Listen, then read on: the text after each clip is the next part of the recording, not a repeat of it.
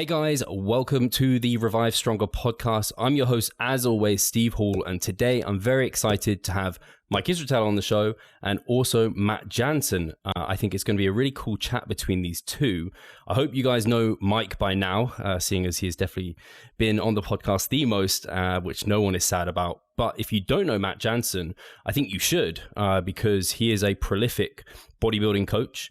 Literally this year just took Shaun Clarida to win the 212 category at the Olympia, which was amazing to see.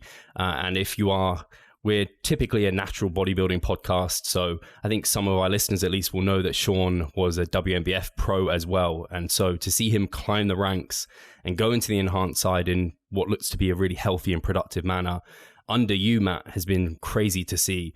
So yeah, I definitely wanted to get you on the podcast to have a little bit of a chat. And also I thought it'd be nice to have you both on because I think bodybuilding is changing for the better, and hopefully it always has been.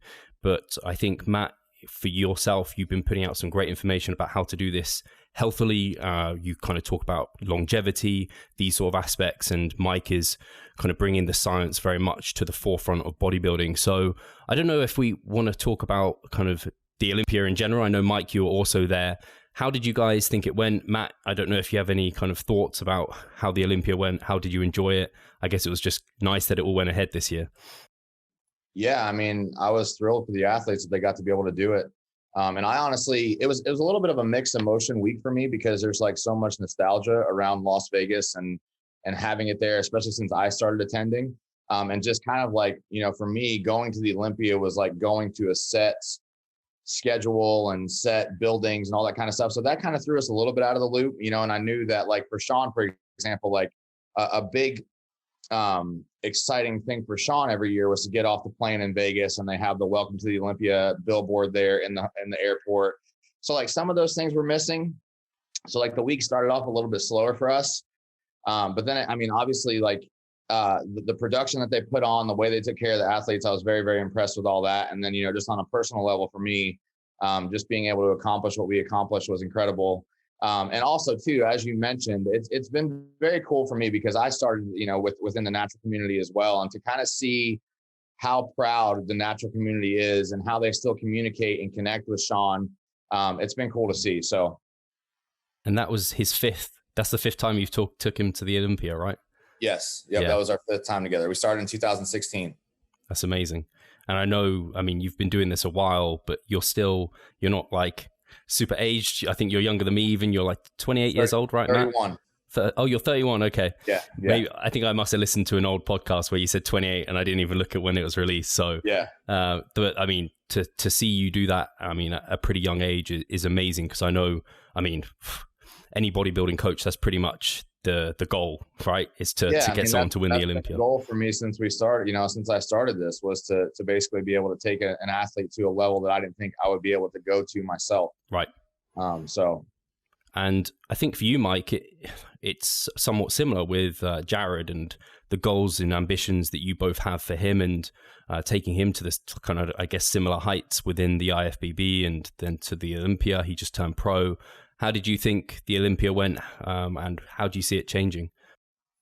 Yeah, I think Olympia was a really fun time.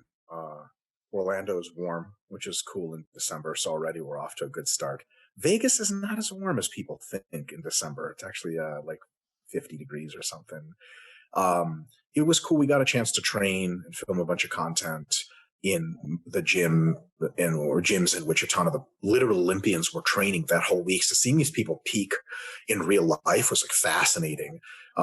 Also seeing how Jared looked compared to them in the gym, and they now know who he is because he's a pro. For some reason, like as soon as you turn pro, there's like this Illuminati secret network. They all come up to him. They're like, "What's up, man? Congratulations!" I'm like, "Oh, well, fuck, what about me?" You know what I'm saying? I'm out here too.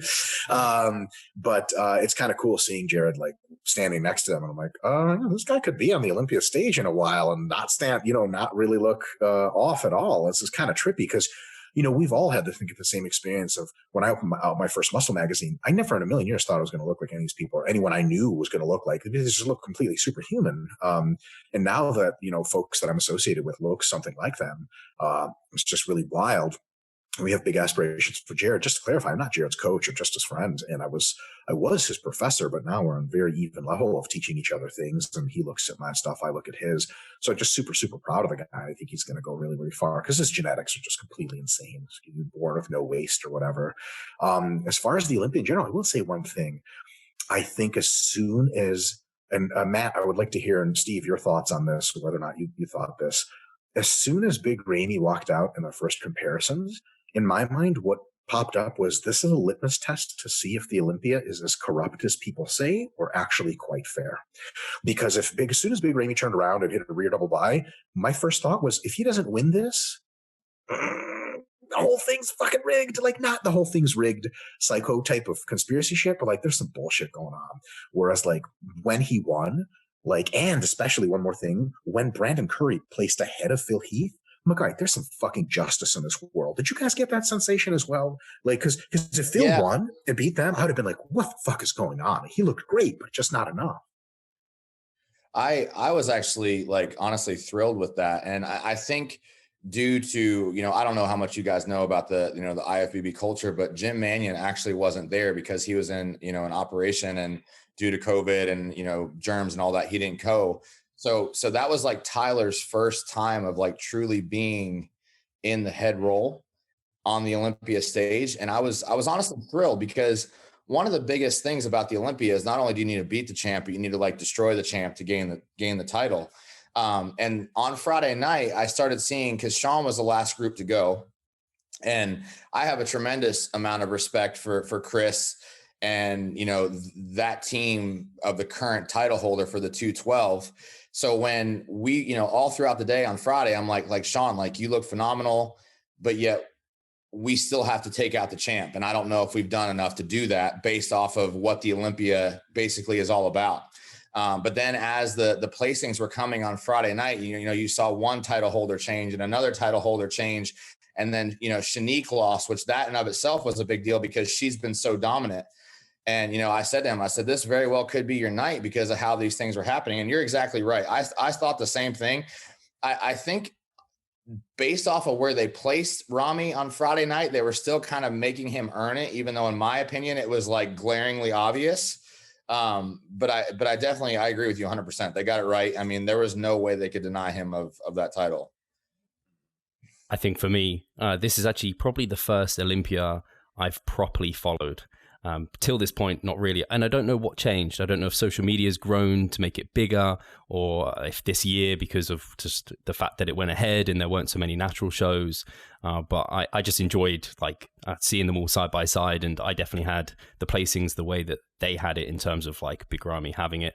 And then I love Brandon Curry's physique and his stage presence. For some reason, he's just like, he glows on stage to me. So I was glad to see him come second as well. Yeah, that's the big thing for me. So Big Ramy winning is just like food for the soul. But the fact that, because a lot of people, you guys know, Instagram comments are just like pure vile awfulness. That a ton of people was saying like Brandon Curry only won because Phil wasn't there, and he was like a paper champion, and you didn't really have anyone to compete against, and Phil was going to crush you when he comes back.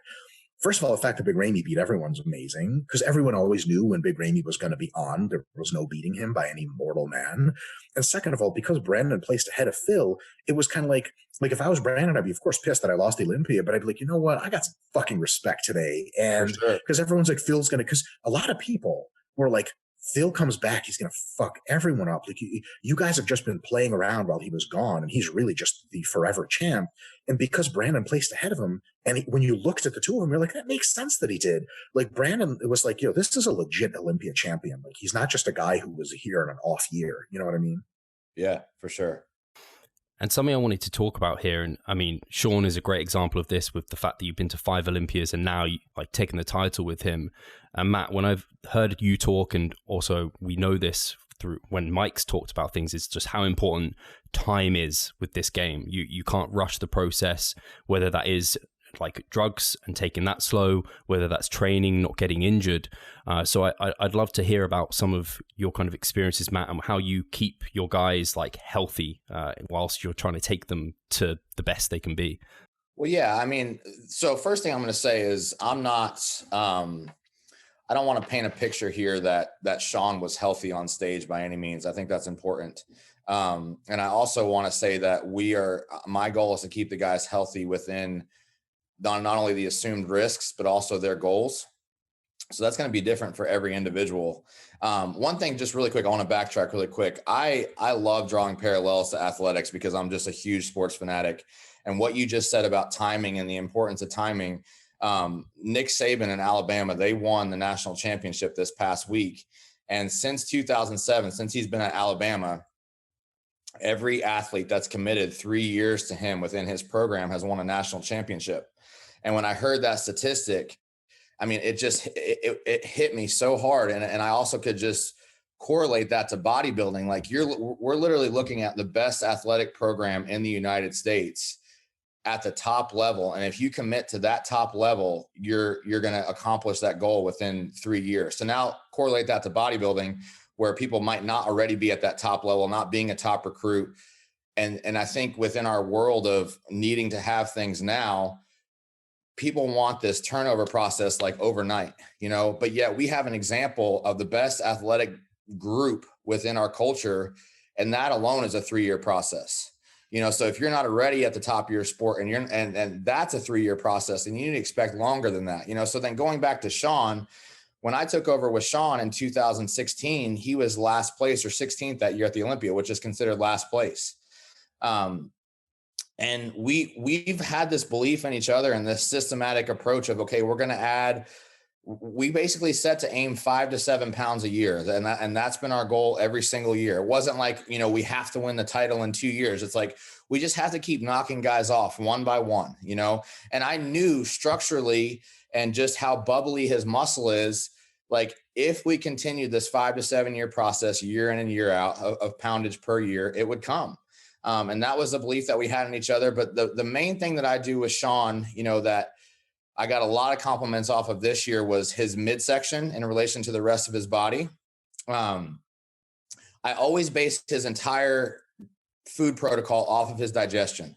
So I never want him to stand it all day long. I want to make sure he's digesting food well. We specifically, he doesn't eat steak. He never eats steak because he doesn't feel like he digests it well, and that's quote unquote, like a must have for, top level bodybuilders, but he doesn't use it. So one of the things that I do is I think a lot of health issues actually start in the gut. So just kind of managing those first and foremost, and then we continue to do blood work. Obviously I'm big on health supplementation.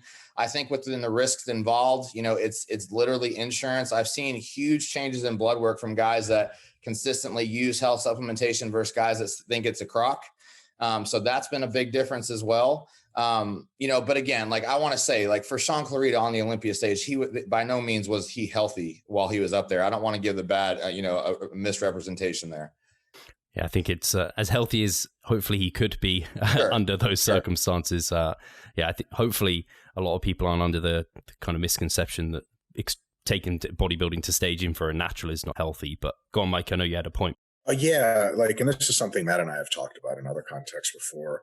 There's a very big difference between short-term being in a interesting position with blood work when you're competing, physically, the several weeks before and then on stage, versus kind of always being in the crank mode of your blood work always sucks. There's waves and times and places. And the marginal benefit you get from always being on fifth gear is small compared to how much health damage you're doing.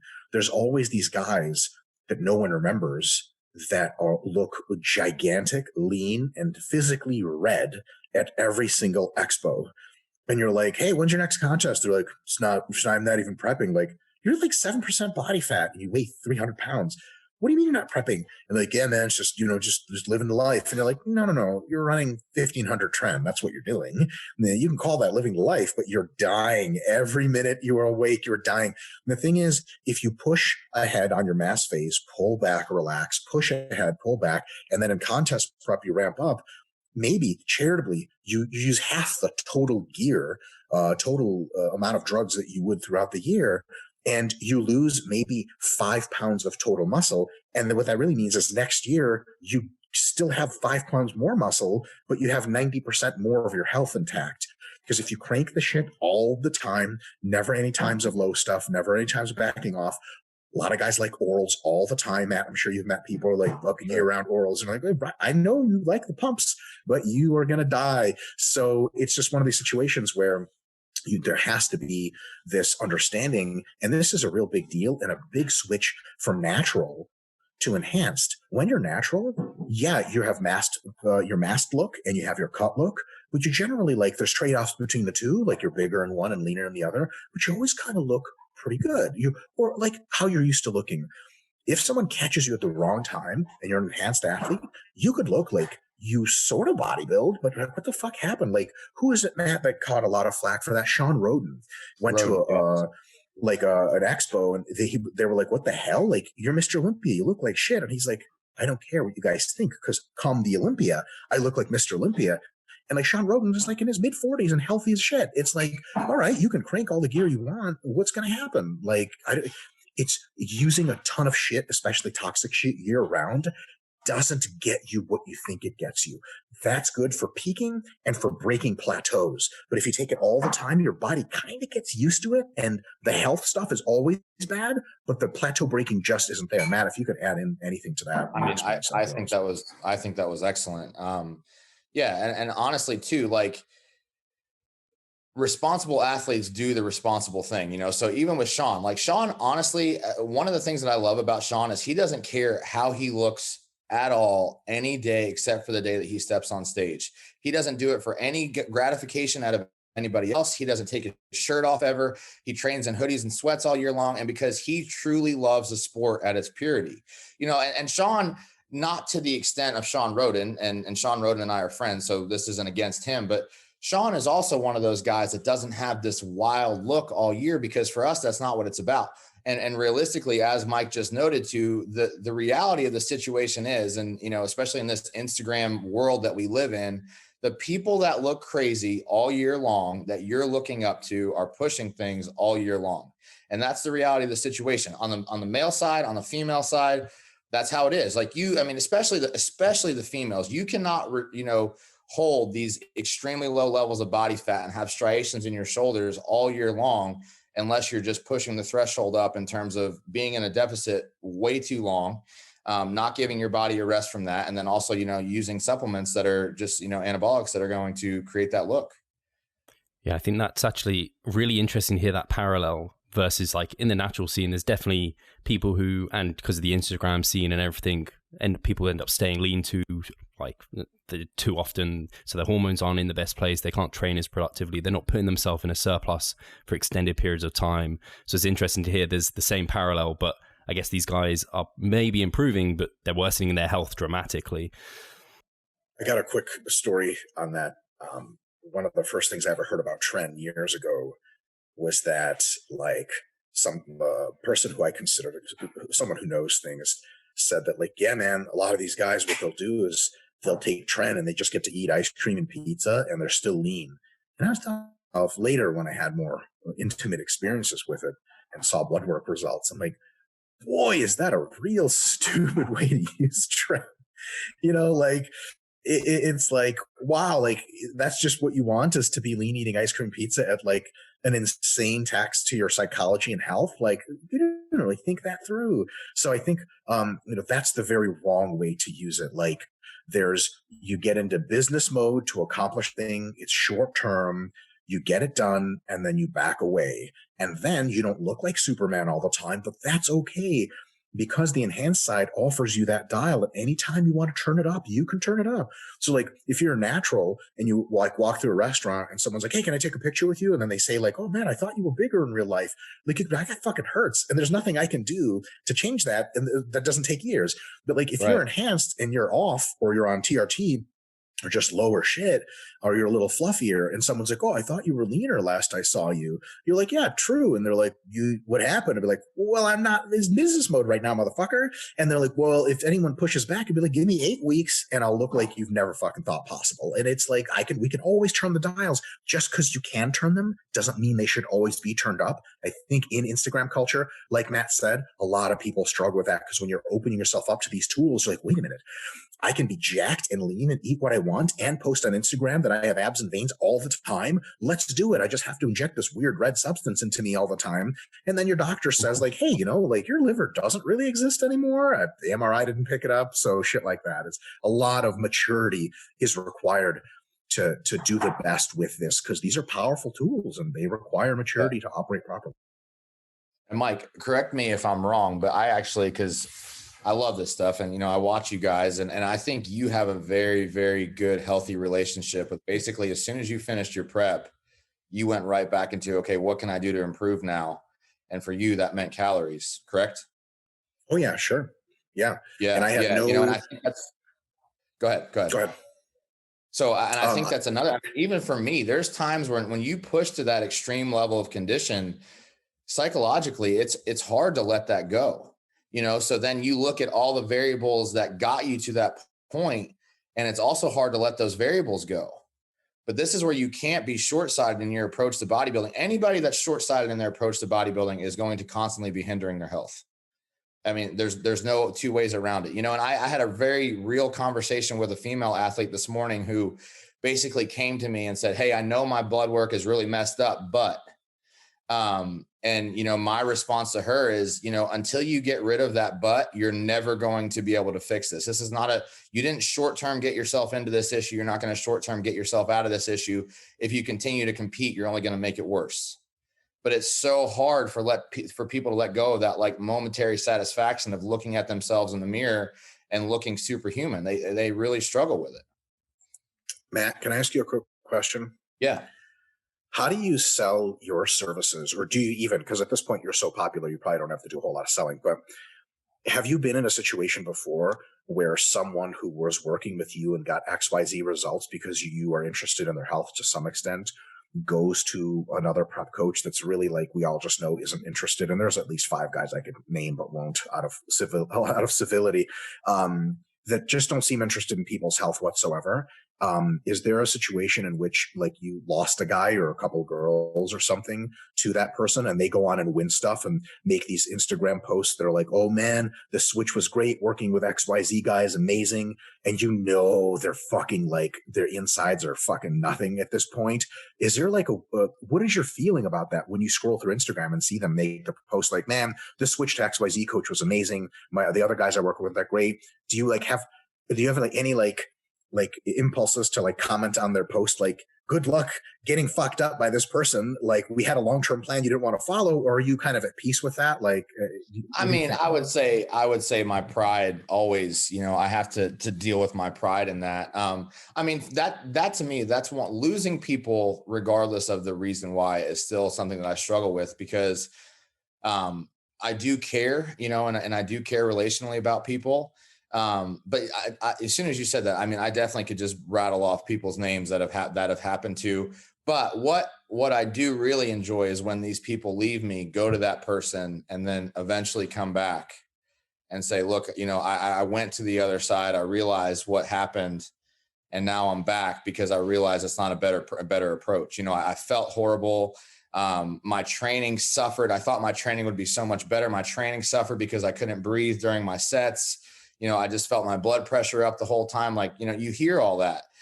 So that when you stick to your guns and people leave, and then the real payout is when those same people come back to you, and realize that what you were doing with them wasn't just for that 1-year plan, but maybe a 3-year plan or a 5-year plan.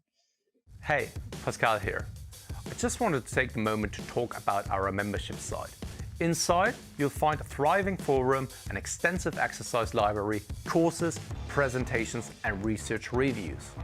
All I need you to do is hit the link in the description below and sign up. I think this is something I've seen you talk about before, Matt, where you talk about kind of clients looking for that unicorn, and you kind of preach that the athletes you see have the most success are those who just work hard at executing your essentially a simple plan. You don't preach complicated things, from what I can tell. And if you can talk to that, that'd be great. Yeah, it's true. Like, I even had just a few weeks ago, I had an athlete that I've been working with for 3 months basically approach me and say, hey, I want the relationship that you and Shaun Clarida have. And to me, it's frustrating to hear that, because it's like, you're basically asking for a 5-year relationship in 3 months. And one thing about me is I don't force relationships. I'm real. And real relationships take time, just like a husband and wife or a girlfriend situation. Like, you guys aren't best friends day one, and you don't really know. I mean, you don't really know each other, somebody that you're living in the same house with, unless you really pay attention. So like, when I work with somebody, what I'm trying to do is just really set realistic expectations, be hard on them when they need to be, when things need to be stern. But just really set a realistic path of what needs to happen, how it needs to happen. I really, really like to base everything around the training component. And that to me is like the center of the programming, and then everything else supports that, which I think that is one of the biggest gaps within our bodybuilding subculture in some environments right now. Is the training, to me, it boggles my mind, but the training's either not addressed at all, or it's just an afterthought, or it's, hey, just go in and make yourself feel good. And then everything else is going to do the job. Go ahead. Matt, what you've done, and I will name names here, what you've done with Nick Walker's training has been nothing short of miraculous. You clearly knew who he was before he worked with you. And I followed him just because I thought he had the biggest arms I've ever seen. And, it's just like an inspiration follow. And I would legit, and I'm comfortable saying this right to him, the way he used to train was straight up like cringy at times. You're like, What in the ever-loving fuck are you doing? Like incline presses with 500 pounds, like a third of a range of motion. I'm like, yeah, I know you're big and fucking strong. You're going to fuck yourself up doing this. The stimulus to fatigue ratio of something like that is like, yeah, you get some stimulus to the pecs, but like, how do your elbows feel? How do your shoulders feel? And he was young, gifted, and strong. So he wasn't paying the cost of that yet, but he was good. And then like, on my end and Steve's end, we get to hear from, Instagram people like, well, the pros are huge and they train with partials. So they throw around weight and their technique's not great. So like, it doesn't matter. And we're like, oh, it matters in the long term. And then you come around and I just watched like over a period of about 2 or 3 months, half his weight went off the bar. His range of motion improved by like 50% or more. And all of like, he's using weights on the hack squat that I've used, and his legs are growing and growing and growing. I don't know. It would be funny if you like found his old notebooks from how much he used to hack squat to how much he does now. But I've legit seen him get 4 plates in a hack squat and go all the way, full range of motion, and just get fucked up. And his legs are only growing. And it's amazing because, please tell us, but he must be like, wow, my joints feel better. Like, what was that? Was that a difficult process? Because talking a guy out of heavy weights is like, gotta be fucking tough, It honestly wasn't. And I also want to give credit to Nick, because he's so coachable. And also too, he's like, every morning he wakes up and literally all he cares about is improving. And if somebody's going to show him a better direction, he's not only going to try to implement that, but he's going to try to improve upon that. So now, like, awesome. When I see him train, it's not even all my work. It's more so him being so in tune with simple principles that we've discussed, and him continuing to improve upon them. And he is like, for his age, the amount of body work that he gets done and all these things, because he literally just wants to be the best in the world. That's all he cares about. But within that, something else I just want to say about Nick, not to get like emotional with him, is his inner circle. He takes care of his inner circle. He makes sure he knows how much of people, that he appreciates those people. So back to that training, like, Nick trains this way now because I think as an athlete, he's been able to mature and realize what the end goal is for him and how to get to that end goal as healthy as possible, whether it's with blood work, whether it's with his joints, whether it's the fact that he also had, when we were prepping for USA's in 2018, he did tear his hamstring. He didn't tell anybody. But I think that woke him up a little bit, so he's very, very aware of not creating an environment where injury can be present. And that's how he trains. So he still trains extremely hard. He trains to complete fatigue of the muscle, but he does it in a very controlled way that just, as you said, it just makes sense. It makes a lot more sense. It's a trip to see. Steve, you might know this guy's name. I'm going to butcher it. Cuba Killian or something like that. Cuba. Yeah. Cuba. He's UK based, right? He's a UK based guy, and he's a pro, and he's jacked. I literally watched him take his training from just like insane swinging around bullshit to like really strict technique and minding the logbook and going up by little over time in like 2 months time.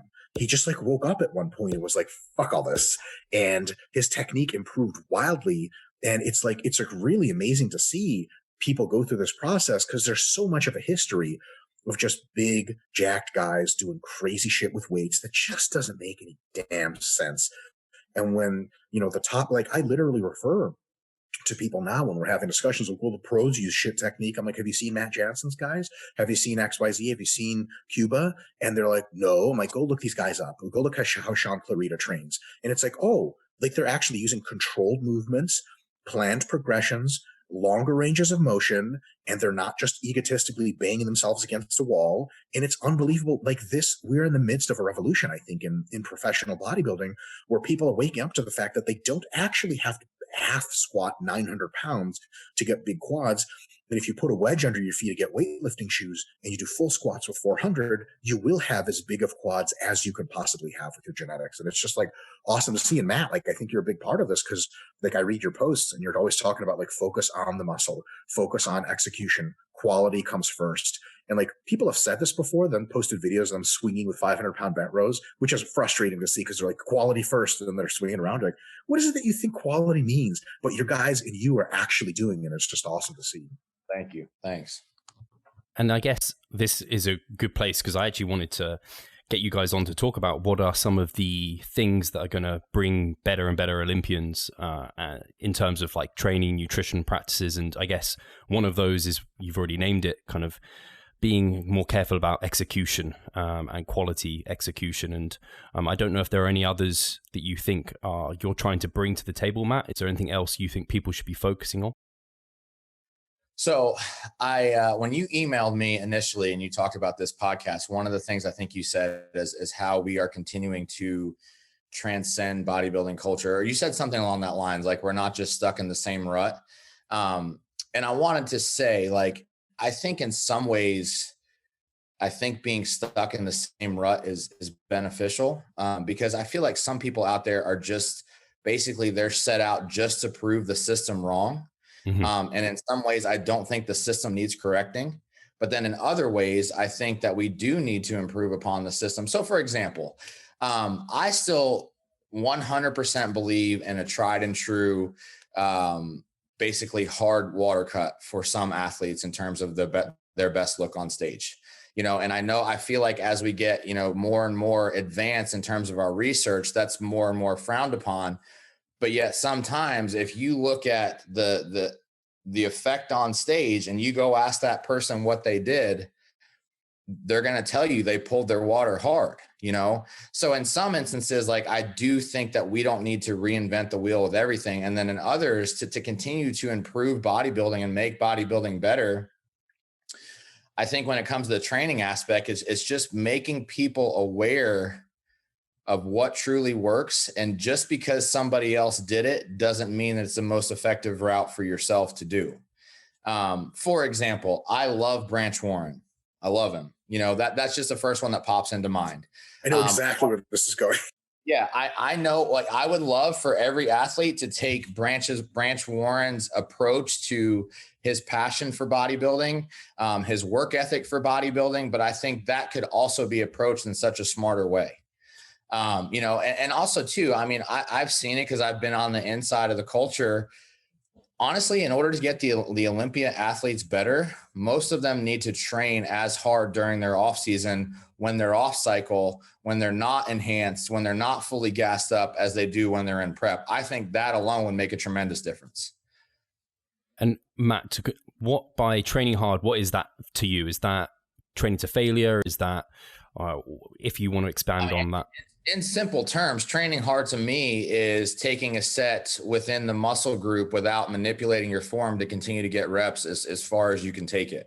Cool. That to me is what training hard really is. And I think if you were to put 10 guys in a room, even possibly 10 pros, and just say that to them, I would say, depending, I mean, there's definitely outliers, but I would say probably half would be able to implement that and half wouldn't. Meaning that they don't even know their true capabilities. For example, I worked with Nathan Diasha, complete freak, absolute freak in the gym. And I think the initial part of us training together was truly learning what he was capable of, because what he would ask me is how many reps do you want me to get on this set? And my simple response was, I just want you to go until you can't go anymore, you know? Whereas he had up to that point had been programmed, like, if you get 12, then get 12. Well, if you can get 12, but you really can get 17, then why not get 17? And that gap of gaining those 5 reps every week, week in and week out, obviously you're not going to continue to gain 5 reps a week, but just continuing to push the threshold on what your body is truly capable of, that's where the differences really come into play. Yeah, I know from seeing some of your stuff, you're very big on kind of tension being the prime driver for hypertrophy, which it is, and looking to progress the logbook and adding bits of weight here and there. I know, Mike, you had something to say, didn't you? Yeah. So I think just to add to that, there maybe not needs to be. I think it's coming, and I think it might be happening in parts of the bodybuilding community, but I think it hopefully will continue, is this synthesis of what bodybuilders say with what they're actually doing, what they preach with what they're actually doing. Like, I've read Flex magazine since 2002, and it's the same shit all the time. I make sure to get a deep stretch, powerful contraction, control the weight, don't let it control you. Every motherfucker says that shit. And you look at videos and you're like, what the fuck? Like, this man is being electrocuted while in a bent row position. That's as far as I can see what's going on. And what I think is happening over time is that the wiser folks in the industry, sometimes the older folks in the industry, are having this trickle down, I guess, or trickle out effect of they get a chance to work with them. So people go and train with someone like John Meadows, or people train with Matt Jansen, or people they come and get tortured by Jared and I. And they're humbled with how much weight comes off of the bar and how much of a range of motion expansion they have to have for that real deep stretch they used to say they did, but never actually did, because it gets fucking painful down there. And you look like a little bitch because you're lifting 3 plates and people are used to you lifting 5. And in addition to that, that focus, because people talk about, like bodybuilders talk about, it's not about weight on the bar, it's about the feel of the muscle. And then they're squatting 600 pounds halfway down. They're like, I don't think you understand what you're saying. Now I think there's a movement to taking sets close to failure, but not just failure, technical failure of, like, when you're doing flies, like squeezing that last little bit, holding at the top, and then slowly expanding, and you want to quit because your chest is done. Someone's yelling at you, and you fully stretch, and you squeeze again. You do a couple sets like that, you get a shitload of growth. Your joints don't hurt at all. You really can push the logbook because you're really actually trying and you're writing down what you're doing. And you get this unbelievable high quality output, huge stimulus with just not as much fatigue and everything else as you're used to. And it's this amazing thing where now you're living what you used to say, because bodybuilders say the weight doesn't matter. To some extent, that's true. And the stretch is everything. You have to have a peak contraction. You have to control the weight. Now more people are doing that. And that's changing to a cultural shift, I think, where when all these guys, like when Nick Walker does flies with a similar weight that I do flies with, and he's twice my size, I can start to believe, as let's say I was in high school, I would look at that and be like, I want to be like Nick Walker. I would use good technique and I would push every set close to failure instead, and no disrespect, of like the Ronnie Coleman era, which is like, okay, put as much weight as you can on the bar and just kind of move around. Like, how many people have done that? How many people never made it anywhere because of that? I think we are seeing that change with Cuba, with a ton of other guys, with Matt Jansen's people, of actually practicing what they preach, of focusing on the muscle, focusing on the big stretch, focusing on the contraction. And now that you have all those 3, you push it real close to failure. Because people sometimes think like, well, all that focus stuff, it's like I'm doing Pilates, like I want to fucking work. Let's put a ton of iron on the bar. No. You don't need a ton of iron. You burn the iron with good technique. When people go train with Matt Jansen, they realize, like, they're like, I'm sure you've had the situation, Matt, where you're like, how much do you hack squat? They're like 7 plates a side. You're like, let's start with 3 and work up. And by the time they get to 4.5 plates, they do a set of 12 to complete failure. You have to peel them out of the machine, and you're like, 7 plates, huh? And they're like, I guess not. And it's like, well, you're actually hack squatting for the first time. Yeah. So I think it's good. It's coming slowly. Right. I mean, like you said, people's what they're saying actually matching up with their actions. I mean, there's several guys right now, like Hunter Labrada does a great job of this. Ian Valier does a great job of this. Obviously Nick. So like, it's good to see that this culture shift is happening with guys that are actually doing what we're discussing here. And Matt, out of interest, I think I saw, but I'll let you speak for it. So who were your early influences? Where did you get your kind of training philosophy from? Why didn't you start out with the kind of, I guess, Ronnie Coleman's short range of motion, big heavy weights? What made you focus more on the quality repetitions? Well, honestly, again, like I was an athlete growing up. I played soccer in college. So as I made this transitional shift to bodybuilding, I still kind of I just made parallels. Like I love Kobe Bryant. I love Kobe Bryant's mindset. I love, Tom Brady and his approach to the game. So I've always tried to take and this is something I talk about a lot on Instagram when I make posts, is like Tom Brady still goes out and throws routes. He's 40 something years old. He's the best in the world. He's still going out and practicing routes. Why? Because he believes that he can still marginally get better in those patterns. LeBron James still goes and shoots free throws. So if these guys at the top of their sport are continuing to work on the fundamental basics of execution within movement patterns, to me, it's simple within bodybuilding that we should be doing the same thing. I've always tried to take pride in my execution, because within bodybuilding, where so many things are outside of our control in terms of the final product on stage and who you're up against, and a judging panel that is objective at, they're not choosing based off of a set standard, then it's up to us to control the things within our grasp as much as we can. Now that doesn't mean that I've not had a plethora, I owe a lot of my training knowledge. I worked with Neil Hill for a while in more of a mentorship role. Absolutely thankful for the role that he's played in my development. Basically anything that Dante Trudell has said for a long time, I've listened to and tried to do my best to understand and replicate. So those are just two guys right there. But to me, I think that we should view, in all phases, in terms of periodization, in terms of sports cycles, like if we viewed bodybuilding more like athletics, I just think overall we would be more successful. Hi guys, Steve here. Just wanted to take a moment of your time to remind you of our online coaching service. At Revive Stronger, we pride ourselves on providing personalized service that will take your physique and knowledge to the next level. If you're interested, check the description and sign up. And I'm glad you guys actually, to pull it back to your kind of talking about training hard, in that I think it's easy to go in and train hard, but it's hard to train hard in the way that you're describing there, where the muscle you're intending to challenge is the limiting factor, because the degree of effort and control to ensure that is the limiting factor is the challenge, and keeping your technique solid and safe. And that's going to lead to better fatigue management, less injuries overall. And you're going to be able to do the 5 years of training and improving every year versus being injured half the time and not being able to progress. So I think that's such a great message to every single bodybuilder out there, I think. A lot of times it requires a big shift in mindset too with bodybuilders. Like people will be like, oh man, I felt good today, so I threw another plate on the machine. Like you went up by a plate? What the fuck were you doing before? Like, did your technique wildly change?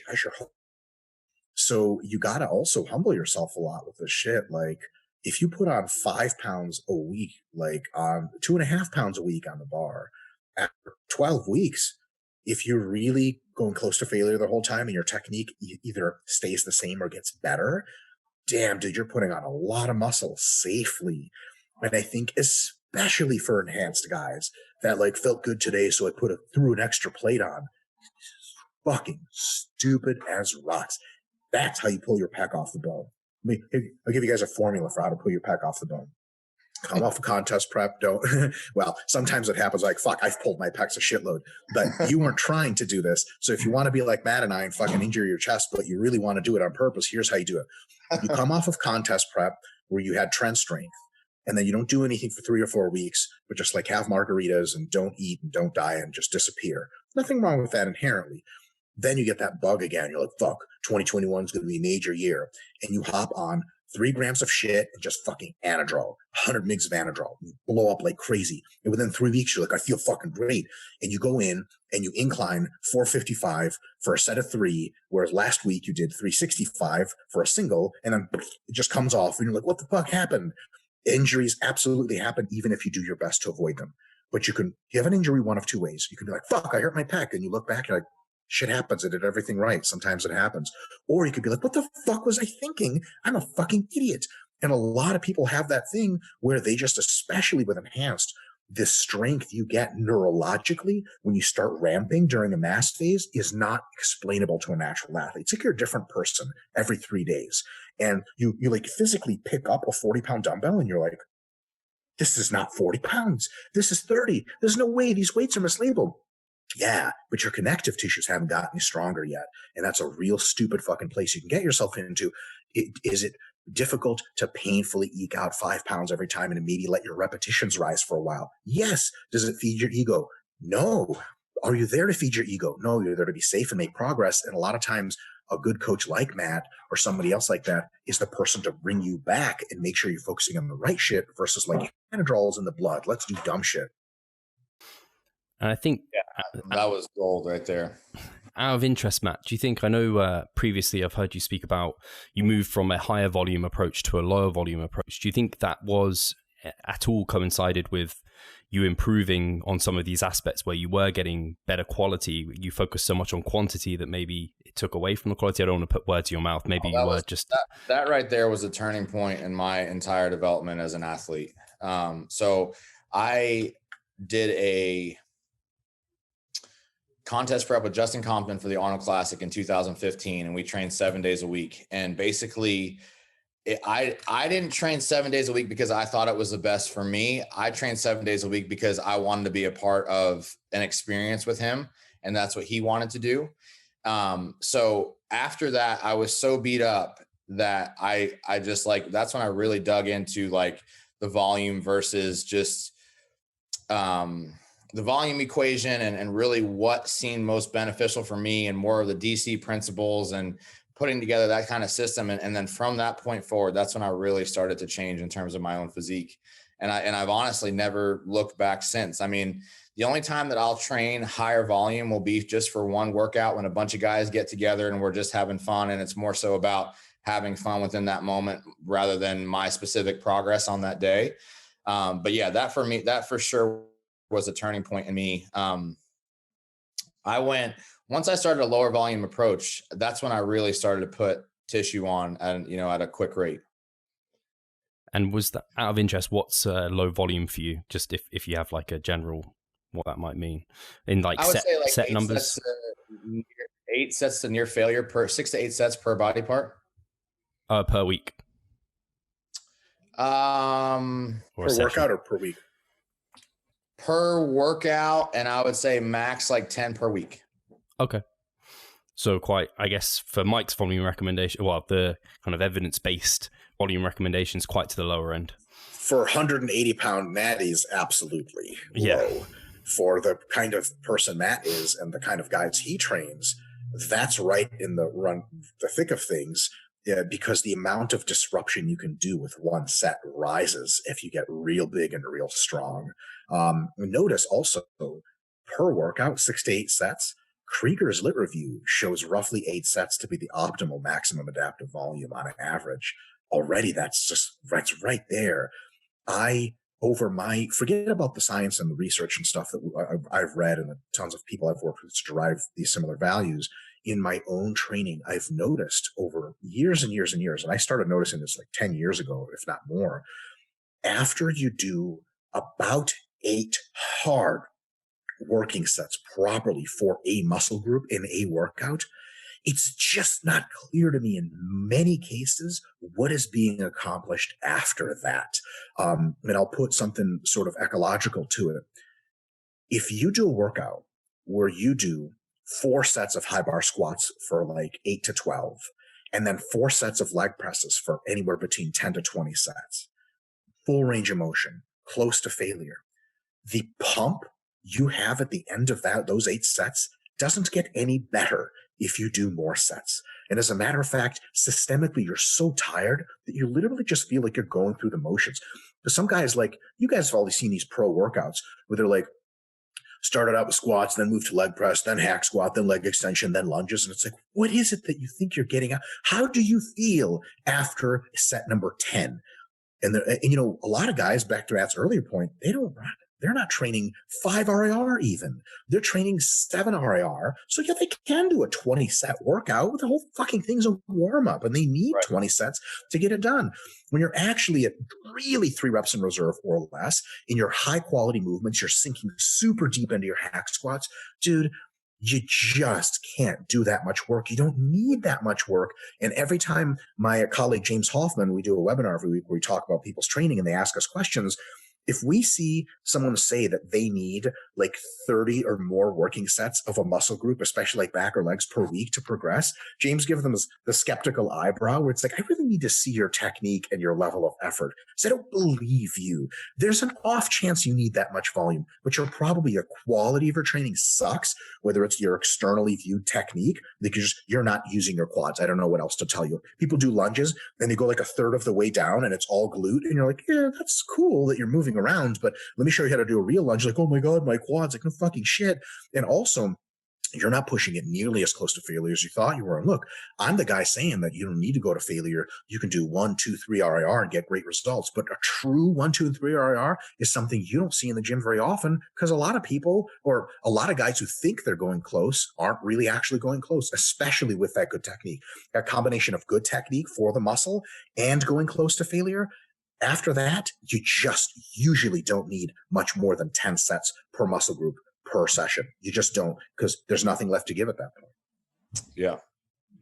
Yeah, I think that was a really nice point even that you make there immediately, Mike, where a lot of people will look at maybe someone like Matt, who's quite popular, and maybe the people he trains, and they might be the 180 natural guy, and they'll be like, Matt only trains with this much volume, so maybe that's how much I should. And Matt, you talk about this a lot, and I know, Mike, you talk about it all the time with like individualization of these variables. Like it might be that works for Matt, and that might be low volume for him, whereas that could be like on the higher end or like way under for someone else, because it's all individual to that person. But what you have both made here, the point that I think is really important to drive home, is that quality. Everything has to start with quality execution, close to failure, and quality repetition. Quality sets, because you can't then know if it's too much or too little because you haven't got the right kind of thing that you're trying to do from the starting point. When I work with younger guys, this is kind of like, especially because we're working with a lot of people via email, what I like to try to do with them is I like to try to put them in a scenario where they can achieve absolute failure. And for a younger population, when I'm not with them, I actually get them on a hill. So I get them either on a hill or on a sprint bike or on a spin bike or something like that. And I get them to experience the feeling of what true failure feels like. And then I correlate. So that's kind of step number 1 for me. Step number 2 is then we then go back to technique and we work on basically replicating. Let's use squat, for example. I want you to do 5 sets of 10 on squat where every single rep looks the exact same. I want you to film all these. And then once you can accomplish that, that's when I want you to start to shift into getting that feeling within a set of squatting that you then experience within something of your control, like that sprint cycle on a bike. So I tell them to max pedal on a bike for 40 seconds and they might fail at 23 seconds. And I'm like, okay, great. You know what that now feels like. Okay. So then trying to get them to replicate that within a controlled environment once form is intact. That's, I think, the best way that we can really teach failure to somebody, that it could be so foreign to them. You have to get them in an environment of something that's stable and safe for them first, because if they don't know form and technique, you're never going to get them to fail properly within a barbell movement or, something like that. So you got to make it relevant to something that they can understand. And that's why I like throwing people on a bike, because that way they can experience what that feeling feels like and then just translate it over to a barbell movement or whatever it might be in that, that instance. Yeah, I really like that. I think it's like everyone says, you don't know it until you've kind of been there and experienced it. And I think, like you said, starting with the quality technique and making things harder over time, you're going to eventually get to the point where if you're keeping those quality consistent reps, you're going to get to that point anyway, even if you weren't there at the start.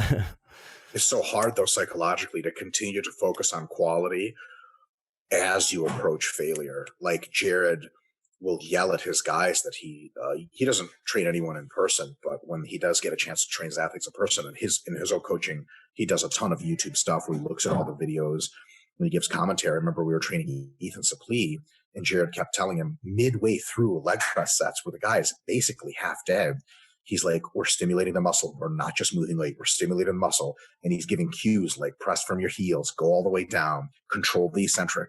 Because it's so easy in a set. Like you're unbelievable pain. And you told yourself 15 reps. So you kind of just do whatever it takes, move however it is to check off the 15 reps. You're like, okay, I finished. Like, no. When you say 15 reps, that's a maybe. Every single rep is its own rep. Quality. And whether you hit 15 or not, look, if you hit 13 and you really start struggling, quality always stays. Push close to failure through that quality vector.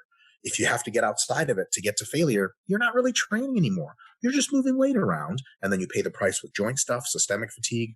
And again, it's not even paying a price. Somebody could ask you like, hey, why are you here on this machine right now? And you're like, to stimulate my quads. Like, but I noticed you're using your hips on this. And you're like, but I had to get 15 reps. And they're like, why? You're like, to stimulate my quads. And like, so wouldn't you use your quads for that? And it turns into this fucking vicious circle. If you're just lying to yourself, like use your quads, every rep high quality. As you approach failure, everything in the world is going to want to split you away from that to not just use your quads and use everything you can. Always work back, use your quads. And eventually, you guys know what quad-based failure feels like. You just push and nothing happens. And then the shit falls on you and someone drags you out and you're like, okay, I did it. And then your quads get a huge benefit and everything else doesn't have to be in the picture. Not everyone can do that. Not everyone wants to do that. And it takes a long time to change them.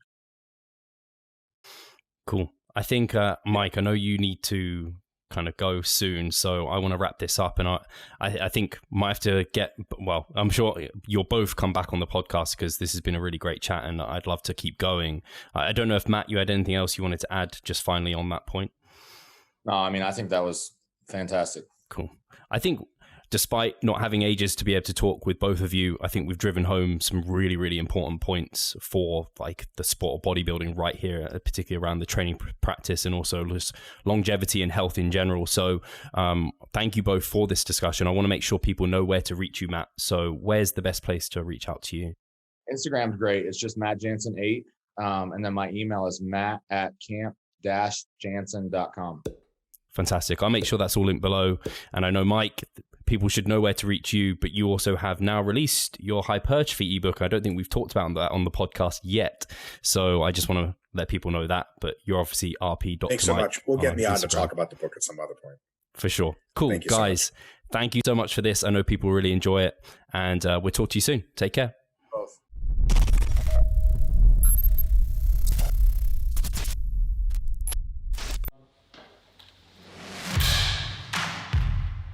So I'm Steve Hall, founder of Revive Stronger and a coach of Revive Stronger. My name is Pascal Flor.